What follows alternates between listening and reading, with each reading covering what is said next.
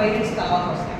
ఇప్పుడు for suppose example మనల్ని filter పెట్టుకోమని the app will gives the permission అంటే ఫిల్టర్లో I can give the 4 GB RAM or 6 GB RAM or internal memory is the 256 GB అని ఇలా priority ఇచ్చుకున్నాను అన్నమాట.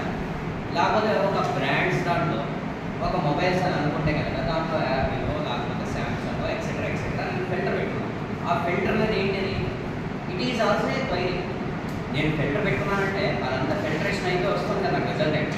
ఆ రిజల్టెంట్ ఎక్కడి నుంచి వస్తుంది? నేను క్వైరీ అడిగేసాను ఆల్రెడీ. ఆ filter is nothing but A query. అంతేనా? మీకు ఫిల్టర్ అయిపోయి రిజల్టెంట్ వస్తుంది అంటే దాని మీనింగ్ అంటే ఇట్ ఈస్ నథింగ్ బట్ ఇండైరెక్ట్గా మీరు ఆప్షన్ ఇచ్చేయడం వల్ల క్వైరీ అడిగినట్టే దాన్ని. అవునా కదా? ఇటు వచ్చి అది వాయిస్ కమాండ్ కాకుండా by clicking of each and filter తోటి మీరు ఐడెంటిఫై చేశారు. ఓకేనా? సో అలాగా మీకు అవుతుందంటే నెస్టెడ్ క్వైరీస్ ద్వారా అవుతుంది. ఓకేనా? మీరు ర్యామ్ ఫంక్షనాలిటీ చెప్పేశారు, ఇంటర్నల్ మెమరీ చెప్పారు, బ్రాండ్ ఏంటో చెప్పేశారంటే అది తీసుకొచ్చిన రిజల్ట్ ఇవ్వడమే. అంతకు మించి ఇంకేముంది దాంట్లో? ప్రాసెసర్ కూడా చెప్పేశారు అనుకోండి. ఇంకా ప్రాసెసర్ కూడా ఐడెంటిఫై అయిపోతే ఇంకేముంది దాంట్లో? అన్ని స్పెసిఫికేషన్స్ మీరు ముందుగానే చెప్పేశారు. ఇంకా మీకు తీసుకొచ్చి ఆ కొన్ని మొబైల్స్ ఏంటంటే కదా ఆ మొబైల్స్ మీకు ఐడెంటిఫై చేసి చెప్పడం అంతే. So it is nothing but nested query. ఓకేనా?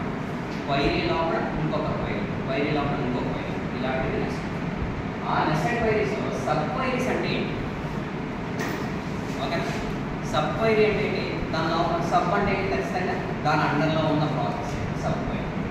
గ్రూపింగ్ అంటే ఏంటి? గ్రూపింగ్ ఎలా చేస్తాం? ఇంకా సపోజ్ 2 టేబుల్స్ ఉన్నాయి, 2 టేబుల్స్లో ఉన్న కామన్ ఫ్యాక్టర్స్ తీసుకున్నాం అంటే గ్రూపింగ్ చేయొచ్చు, లేకపోతే జాయిన్ చేయొచ్చు అన్నట్టుగా. అలాగే అగ్రిగేషన్ అంటే ఏంటి? ఆర్డరింగ్ అంటే ఏంటి? Implementation of different types of joins.